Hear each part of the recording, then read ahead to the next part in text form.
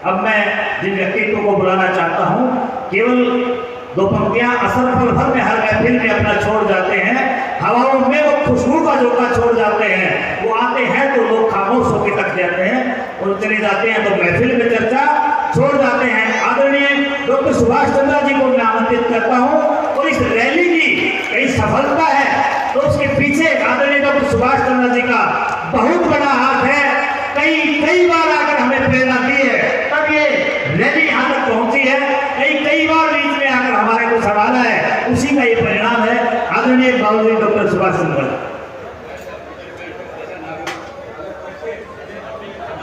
मुझे भी डर लगेगा।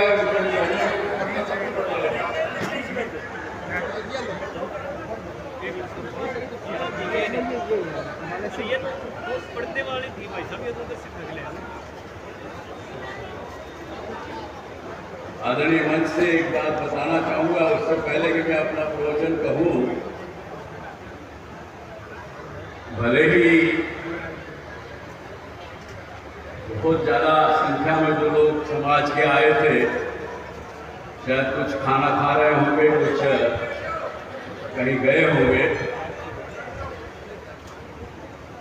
लेकिन हजारों लाखों की संख्या में आज जी न्यूज और अन्य मीडिया के साधन से सब लोग घर बैठे हुए देख रहे हैं इस कार्यक्रम।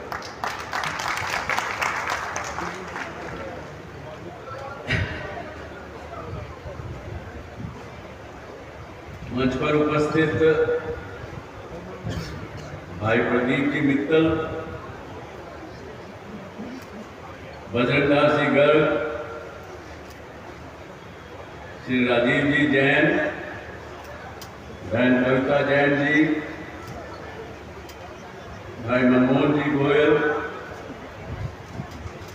रेणु बालाजी गुप्ता, मेरे भाई समान उत्तराखंड से पधारे भाई नरेश जी बंसल, मंच पर उपस्थित सभी मेरी माताएं और सभी गणमान्य व्यक्तिगण, सभागार में उपस्थित बहनों, बुजुर्गों, भाइयों, युवा साथियों और मेरे मीडिया के सभी साथी,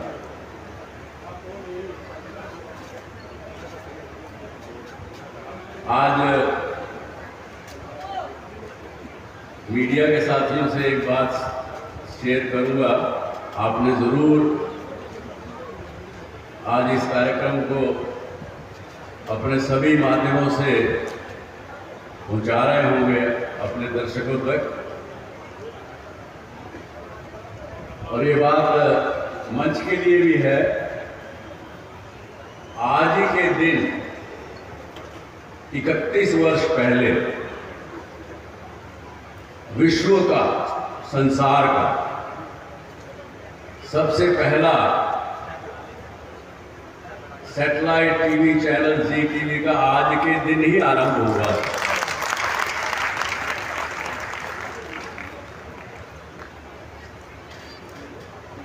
और उमेश जी, जिस दिन सब शुरुआत की थी उस दिन हम केवल 5 लोग काम कर रहे थे।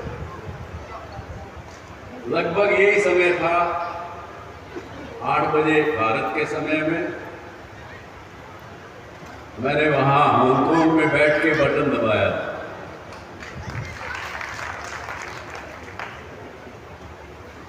और ये अंदाजा नहीं था कि एक छोटा सा 1-2 घंटे का कार्यक्रम चलाने वाला एक चैनल एक इतनी बड़ी शक्ति बन जाएगा। आज इस देश में 1300 के करीब तो टीवी चैनल सैटेलाइट के हैं और केबल के और रीजनल पता नहीं कितने ही हजारों हैं, और लगभग 35 लाख लोग इस क्षेत्र में काम कर रहे हैं। आपके इस भाई ने, जिसको आपने आज इतना आदर मान दिया, लगेगा आपको कि मैं अपनी खुद की बड़ाई कर रहा हूं, लेकिन आपके इस भाई ने इतनी बड़ी क्रांति देश के मीडिया में लाई कि 35 लाख लोगों को रोजगार भी मिला।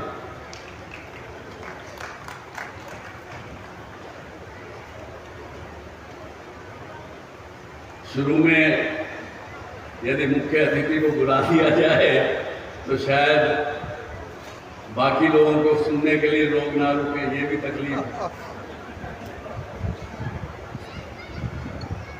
और नहीं तो बाद में मुख्य अतिथि कुछ बोले, कोई बात नहीं, थोड़े से लोग सुनेंगे, लेकिन सीरियस लोग सुनेंगे।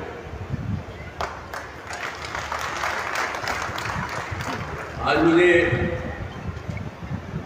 अपने समाज से बहुत कुछ कहना था, उसको थोड़ा कम करूंगा, लेकिन कहूं उससे पहले अखिल भारतीय अग्रवाल संगठन, हरियाणा प्रदेश वैश्य महासम्मेलन और अग्रवाल विकास ट्रस्ट, इन तीनों संस्थाओं को आज बहुत बहुत बधाई देता हूं कि इन आपने सबने मिलकर इतनी बड़ी संख्या में इस वैश्य समाज को जींद की इस पावन धरती पर आपने एकत्रित किया। और मैं इस बात को भी जानता हूं, विशेषकर मेरे मीडिया के साथियों को बताना चाहूंगा, इस मंच पर जितने लोग उपस्थित हैं उनमें से लगभग मैं 25-30% लोगों को पर्सनली जानता हूं। इनमें से हर एक आदमी इतना कैपेबल है कि वो अपने अपने शहर में, अपने अपने क्षेत्र में 20-30-40 हज़ार लोगों की भीड़ इकट्ठी करते हैं और करने में सक्षम है। देखा है मैंने। और पलवल के ओम प्रकाश जी यहाँ बैठे हैं, यमुनानगर के कुछ साथी बैठे हैं, रोहतक से कुछ लोग बैठे, बहुत लोग हैं। और एक साथ में हाथ जोड़कर क्षमा मांगते हुए मंच के कुछ वक्ताओं से,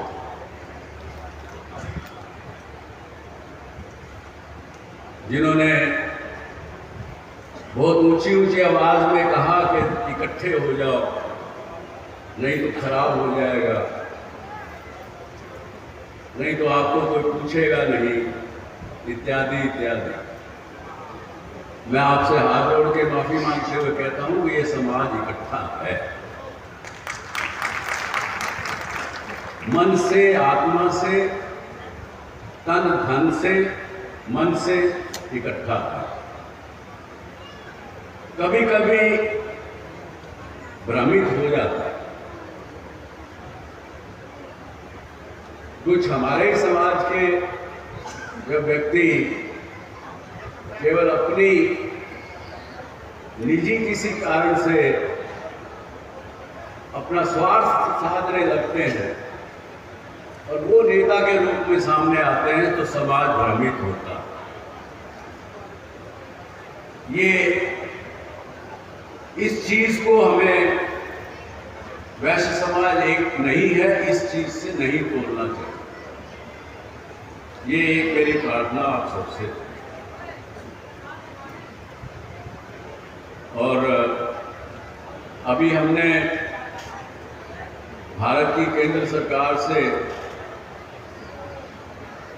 हमने 100 करोड़ रुपए की और डिमांड की है ताकि अग्रोहा के अंदर जो थेड़ है, जहां पुराना महाराजा अग्रसेन की नगरी थी, उसमें खुदाई के काम हुए, बड़े थोड़े हुए। तो हमने कहा है और प्रधानमंत्री ने इस बात की हाँ भी करी है कि वो जरूर जल्द ही उसको सैंक्शन करेंगे और वहाँ पे खुदाई का काम फिर आगे और बढ़ेगा, जिससे कि इस वैश्य समाज की जो चीज़ें दबी हुई हैं ज़मीन के गर्भ में, वो सामने आए, समाज के सामने आए। सबसे बड़ी चीज राजीव जैन जी से बताऊंगा कि गलतफहमी थी हम लोगों को भी, जो अग्रवाल से पूरा समाज संभालते थे, हमको गलतफहमी थी कि अग्रवाल केवल अग्रवालों का, जो खुदाई से सामान निकला, जो तथ्य निकले, जैसा कि आपने ही कहा राजीव जी कि महाराजा अग्रसेन ने क्षत्रिय धर्म छोड़ करके वैश्य धर्म को अपनाया, तो वहां पे पूरे वैश्य समाज का ये गढ़ था, ना कि केवल अग्रवाल।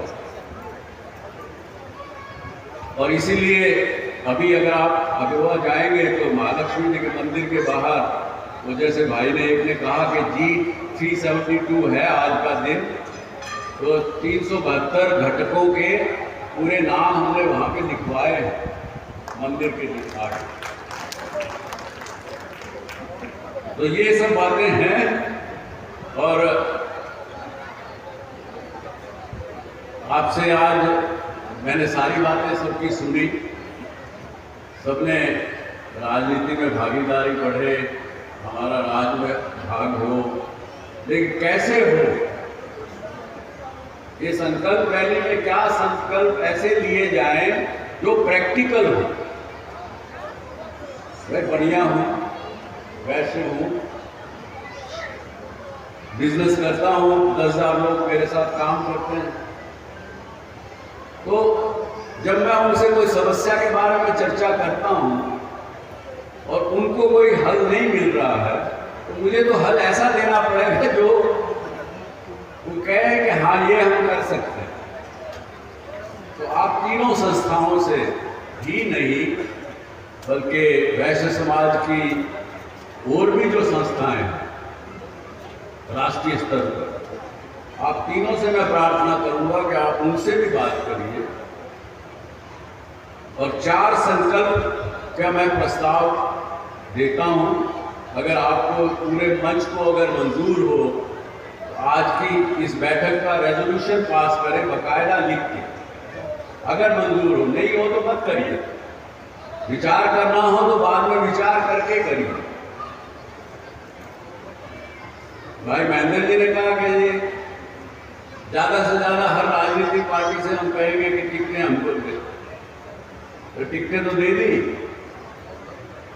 मेरा एक्सपीरियंस है, मैंने 2004-2009 के चुनाव में हरियाणा में मैंने चक्कर काटे, हमने कुछ लोगों को साथ में भी लिया।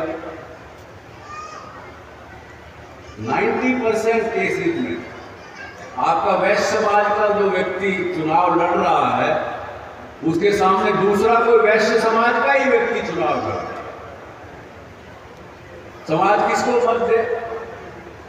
इस पार्टी के वैश्य समाज को दे कि इस पार्टी के वैश्य समाज को दे? तो एक एक्सपेरिमेंट पानीपत पे संजय अग्रवाल जी अपने आपने मुझे मिलाया था, उनको अगर याद हो तो हमने वहां पानीपत में ये एक्सपेरिमेंट किया। 2 अग्रवाल थे, लड़ रहे थे चुनाव। हमने कहा पूरा समाज चुनाव के 1 महीना पहले मतदान करेगा कि इन दोनों में से पूरा समाज किसके साथ है। जिसको अधिक मत मिलेंगे पूरा समाज मिलके उसको मतदान देगा। आपका व्यक्ति तभी चुन के आ सकता है यदि पूरा समाज साथ में खड़ा हो। और साथ में दूसरा कोई पार्टी का नाम मैं किसी का नहीं लूंगा, मेरे लिए सब पार्टी बराबर है। मेरे लिए मेरा वैश्य समाज का व्यक्ति महत्वपूर्ण है, पार्टी महत्वपूर्ण नहीं। मैं आपको वादा करता हूं, भाई नरेश जी बंसल शायद नाराज हो मेरे से इस बात से, कि यदि कोई भारतीय जनता पार्टी के विरोध में भी खड़ा होगा कोई व्यक्ति और वो जीतने वाला होगा, मैं उसके साथ खड़ा हूं। भले ही मैं भारतीय जनता पार्टी का एक सदस्य हूं, ऑफिशियली नहीं हूं, लेकिन सब लोग ऐसा ही जानते हैं। क्यों महेंद्र भाई? तो ये एक रेजोल्यूशन पास करिए कि समाज के कुछ प्रबुद्ध लोग आप नॉमिनेट करिए, उनकी कमेटी बनाइए, हरियाणा से शुरुआत करिए।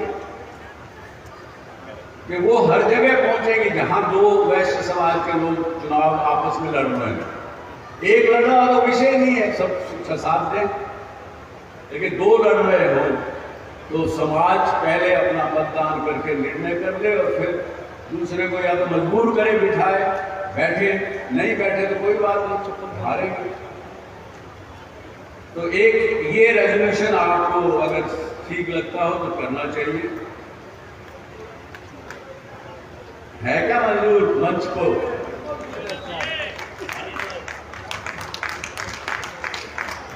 दूसरा मेरा एक सुझाव है कि भारत सरकार ने 33% रिजर्वेशन महिलाओं के लिए किया है। नारी शक्ति को एक जो बहुत पहले मिल जाना चाहिए था, शायद इस सरकार ने दिया है। वैश्य समाज भी ये निर्णय करे कि हम अपने घर की महिलाओं को, ये कविता जैन जी ने कहा, एक ये इन्होंने, मैंने लिखा है, इन्होंने कहा कि महिलाओं को आप आगे लाइए। तो एक दूसरा ये निर्णय करिए और ये रेजोल्यूशन पास करिए कि वैश्य समाज ज़्यादा से ज़्यादा महिलाओं को राजनीतिक क्षेत्र में लाए। तीसरा, अग्रोहा एक पूरे वैश्य समाज का एक 5वां धाम है, इसमें कोई मत किसी को भी नहीं है, कोई मतभेद किसी को नहीं। उससे ज़्यादा से ज़्यादा संख्या में आप अगर जुड़ेंगे तो एक शक्ति आपकी सब जगह दिखने को दिखेगी और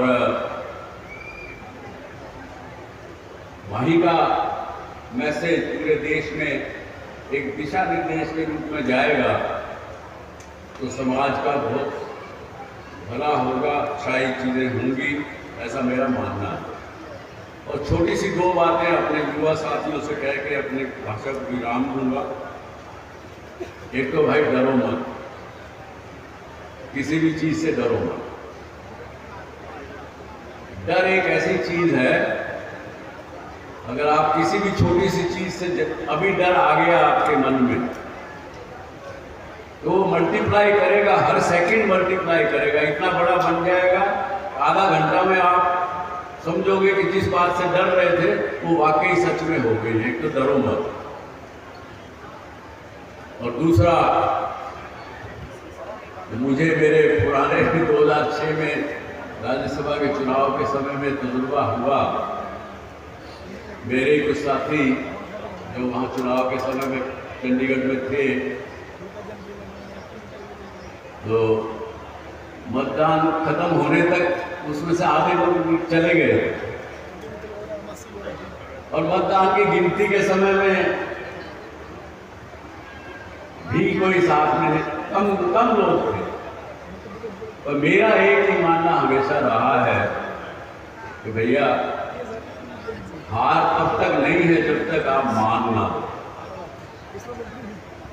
किसी भी चीज में आप जिंदगी में देख लेना, जब तक आप हार मानोगे नहीं वो हार नहीं होगी। हार मानोगे तभी हार है, वरना हार नहीं होगी। ये दो छोटी सी बात कहते हुए आप सबने मुझे इतना आदर मान दिया। बहुत से वक्ताओं ने बड़ी अच्छी बातें कही, मैं उनका जिक्र करना चाहता था, लेकिन अब इतने सीरियसली आप लोग बैठे हैं, ये नहीं कि आप अगर ईमानदारी से और सीरियसली बैठे हैं तो आपके और खाने के बीच में मैं ज़्यादा लंबा बोलता रहूँ। तो एक बार फिर आपने सबने बड़े ध्यान से सुना मेरी बात, उसके लिए बहुत बहुत धन्यवाद, बहुत बहुत आभार। जय हिंद, जय भारत। वैश्य समाज, आप सभी का बहुत बहुत आभार।